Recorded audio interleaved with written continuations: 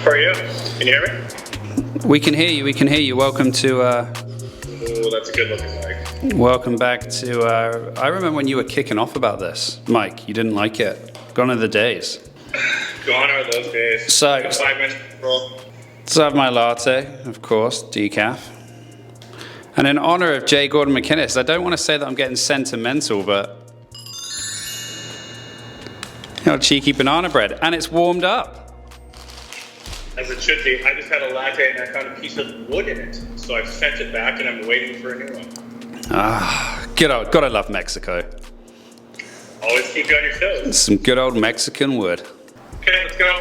Okay. I mean, intro the people to the topic today. No, not today. So, guys, welcome back to this week. We are going to be talking about, honestly, the new housing crisis that's, or not the new housing crisis, the housing crisis that's going to be made even more exacerbated over the coming years with the new immigration plans. It's something which warrants a huge discussion. 500,000 immigrants, Jay, is the goal to start bringing in over the next decade, a year. I'd like to just highlight the fact again, the last time I brought this up in the videos, I was quickly classed as racist. Hey, that's racist. For saying new immigrants? For even mentioning the fact of what we're about to discuss. So, sorry to interrupt you. Well, it makes no sense because, I mean, the immigrants are needed. We need the immigrants. Canada doesn't grow fast enough organically in order to service its needs. We're seeing that at the moment all across the board.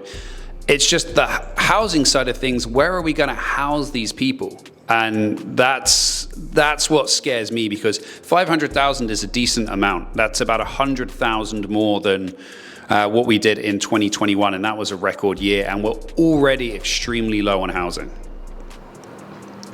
Yeah, I think it's another typical case of the Canadian government tossing the cart before the horse. Mm-hmm. As we saw in the last which ended in March, the last market run, mm-hmm. Specifically in Vancouver and Toronto, which I feel are going to feel the biggest backlash from all this, mm-hmm. as usual.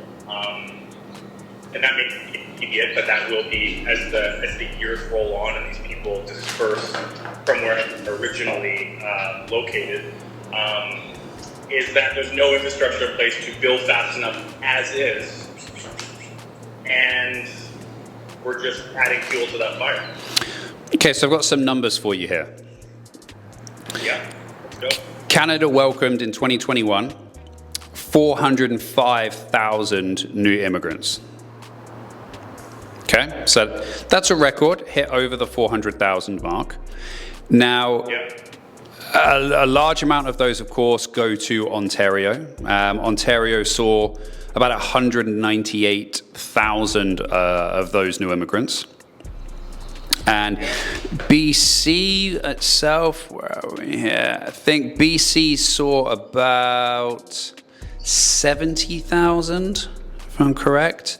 Oh no, my wrong. 69,270, according to Immigration Canada. Yeah, 2021. Okay. How many rental units do you think? So bearing in mind, Ontario got almost 200,000. How much new home construction took place in Ontario last year, do you think? New home construction or new rental home construction? New home construction. That's it. 50,000? Yeah. 20,723. And as we've stated before, the red tape, the bureaucracy, and the pricing, I won't even call it price structure, the pricing scheme that the government puts in place for these developers to slow the process, even for people already here, let alone this influx. That's proof right there that they're just cart before the horse, get the people in, and we'll just deal with it all later. So, I mean, you're making housing for 10% of that population. Of course, there are going to be, families of such, so it's not like a 1-to-1 ratio, but still 10%. So in order to cover just that new immigration, you need 10 people per household of new construction. Because already in Ontario, that is, already the existing infrastructure is just not there. Thank you for showing us that lizard. That's an iguana, my friend. Still a lizard. That's an iguana. Yeah. So I mean, again, we've harped on government a lot over the years, but I just think they keep putting themselves in situations that inevitably reflect on pricing going higher. Actions speak louder than words, and this is just the biggest implementation of that taking place. Well, on a countrywide basis. In BC, we had close to 70,000, right? Just under. And the government has put a record-breaking $7 billion over the cost of 10 years to build 114,000 affordable homes. So you see the wide gap in this. Like, when people genuinely say, where are these people going to live? It's a very valid and serious question. We're already in one of the, if not the most inflated housing bubble in the world. That's what they said. And we haven't even got to the conversation about who's going to build all of these homes with labor shortages and whatnot. But that is a huge, huge difference. And that is a crisis, because anyone expecting the market is going to go any other way, it's going to kind of balance out, it's going to be more affordable or just not as volatile. You're essentially just flooding so many people into the country, which we really do need. So you can't pull back on that because Canada really needs them. And so then you're trying to herd sheep at that point, and those sheep have to pay very expensive pricing. I think even with everything that's happened, we date back to last week's market update. All segments of the market are in seller's market or buyer's market still. Yes, we can dive into all of that, but the fact still remains that with this immigration layer put on top, it just makes absolutely no sense. My opinion is get the infrastructure, stop immigration, get the infrastructure in place, and then welcome it in droves. I understand the fundamentals of needing more people in the country because we're not producing enough babies or whatever the details are, okay. But you're just creating issues for everyone involved, people that are already here and the people that are coming, by doing it the way they're doing it, which is just dogpiling everyone in and worrying about it later. And again, it goes back to people that own real estate already, they're fine. But that's not what the government's talking about. They're talking about trying to make real estate more affordable, more attainable. I don't know if they're going to use the word cheaper, but allowing people more access to real estate out of their mouths, and then their actions are flood the country with new Canadians, don't cut back on red tape, don't cut back on taxation, blah, blah, blah, blah, blah. So I think the biggest disconnect is that people still trust and believe the government and vote accordingly. And that's the saddest part about this, because everyone who isn't already in is just going to get screwed. I couldn't disagree more with you about the stopping immigration. Honestly, when I say we need it, we really do need it. Like, the labor market needs to be filled, and that directly affects everything of the economy. I think what actually needs to happen is municipalities, and if they don't have the power, they need to be given the power in order to restructure and get construction going, get new homes built, and put a genuine concerted effort into it, as opposed to putting these arbitrary numbers out that, oh, we're going to reach this target, and oh no, we haven't reached any of these targets, but it's fine, we're going to set a new target and we're going to reach this target. Because even these numbers that they're throwing out and reaching they're so far below what we actually need, because we're already in catch up right now for our current population. So it's not like we're just trying to manage a new influx of immigrants coming in. We're trying to play catch up, and then we're going to be further down the road of playing catch up when these new immigrants come in. I really think that a genuine concerted effort needs to be made on the changing of everything from the direction of housing, the housing issue, the housing crisis. Again, to your point of making it cheaper, I think that inevitably falls by building more homes and by adding more supply to the market and by flooding these areas with support for new construction. that's what's going to be the problem. And Intel, it's going to make things, I don't want to say cheaper, but I mean, it's going to make things move upward at a more bearable rate. If you are taking on debt as an individual, just generally speaking now, nothing to do with real estate, and can't afford to pay off your debt, you should not take on more debt. If we can bring people in and we cannot afford to house them and screw everyone else over in the meantime, we should not bring more people in. That's it. I can't take it no more. I know they're being brought in for two key factors, A, votes, and B, tax dollars. But that doesn't help anyone's situation other than maybe a narrow government narrative on the value proposition of new people to the country. No, they're being brought in to fill need at the end of the day, right? It's not just like it's an open policy like Europe is, where it's like, hey, everyone just move over. These immigrants are coming in to fill a need, whether that be truckers who are working on reducing the supply inflation because they can actually get product across the board, medical, like doctors and so on and so forth, because the healthcare structure is so exhausted right now that it can't service properly. So I think they're definitely filling a need here, and they're definitely going to, of course, add tax dollars and things, and it's going to overall increase our economy and make things better. But it's just, I question where money is going instead of making this a real priority. I would love to see money be put into putting new houses as opposed to 54 million on an Arrive Can app, or I would love to see more money go into the housing crisis as opposed to, I don't know, hundreds of millions to a random charity because Trevor Noah calls out Justin Trudeau on Twitter.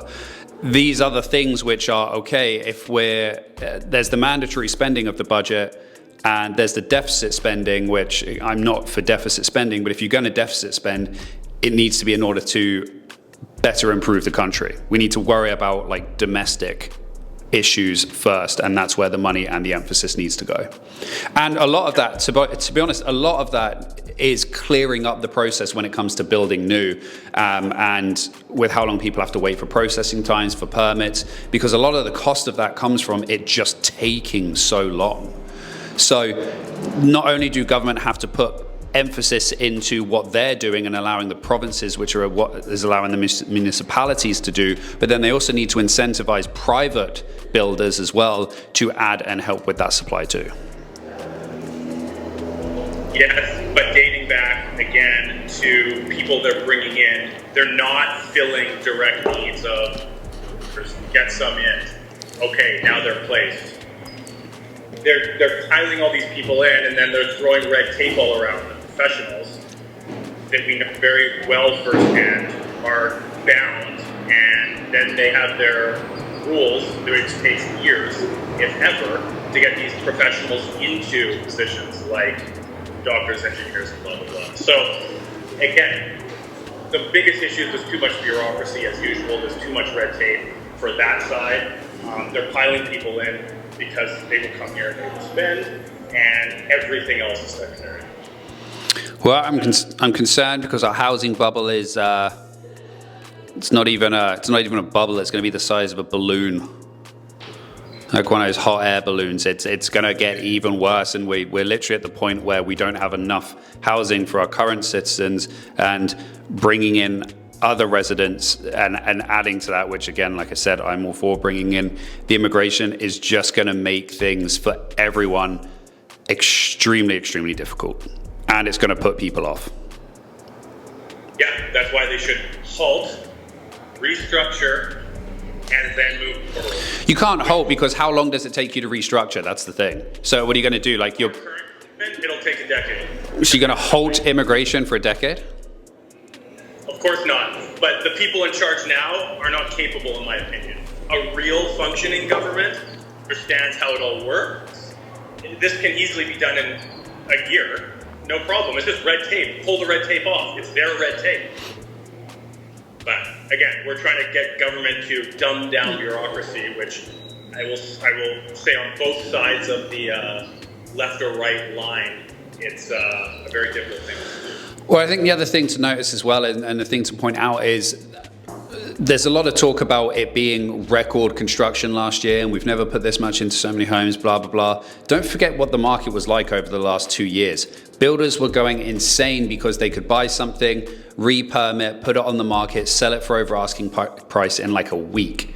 And there were existing permits that had just been allowed, and so it was a rife time for it. With the cost of interest rates right now and construction loans, there's nowhere near the amount of builders out there right now looking. There's nowhere near the amount of permit applications going in as there would have been over the last 2 years. So those numbers are only going to come down. These are not numbers that we necessarily build on each year and say, hey, great, Ontario was about 21,000 new homes. Great, so next year can we reach 25,000 and then 30,000? It doesn't work like that at all.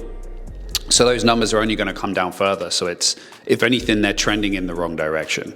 So it's going to be unfortunately a very painful place to see what the market is like over the course of the next decade. But I mean, if you own property, it's a good thing, providing you're gaining equity, of course. And yes, we're very debt driven as a society in Canada, so that's good. But the moment you want to move, you then start feeling the effects of it. Just cut it all down, restructure, and then get the ball rolling again.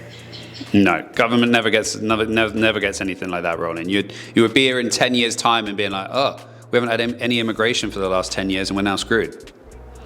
Well, the current government, yes, would do something like that. But fundamentally, that's what needs to take place. Well, the problem is I think this is Liberals and Conservatives as well. And NDP. I don't think there's anyone who... I mean, of course, Conservatives are trying to push, and Pierre's trying to push for removing the gatekeepers and things like that. But what has got us here now is, you know, there's not really been the right kind of effort from any of the parties. No, I agree, for sure. But so I think... Forward, shut it down. Shut it down! Shut it down! Restructure and pick up where we left. Don't shut it down, just restructure and make it a priority, and restructure fast and hard. Agree to disagree on that, sir? I think on that note, I'm done with looking at you in Mexico while I'm sat here in -1 in the office. These beautiful palms. Just full. Anyway, thank you all. Okay, well, pleasure, guys. Thank you for joining us this week. If you have any comments, of course, happy to hear them. I got my favorite comment the other day on a video I put online, which was, look at you dressing up for your little podcast. Little podcast, I love it. As if I dress up to come in. Playing dress up again? Oh, yeah, you wish it was dress up. To a random office where I don't work, do my little podcast. They allow that, and then I just leave for the day, and I just go home and, I don't know, play video games online or whatever. But that was my favorite one. But yeah, put your notes in the comments on what you think. Please do like, subscribe. As always, we appreciate you, and we will see you next week. Thanks, guys.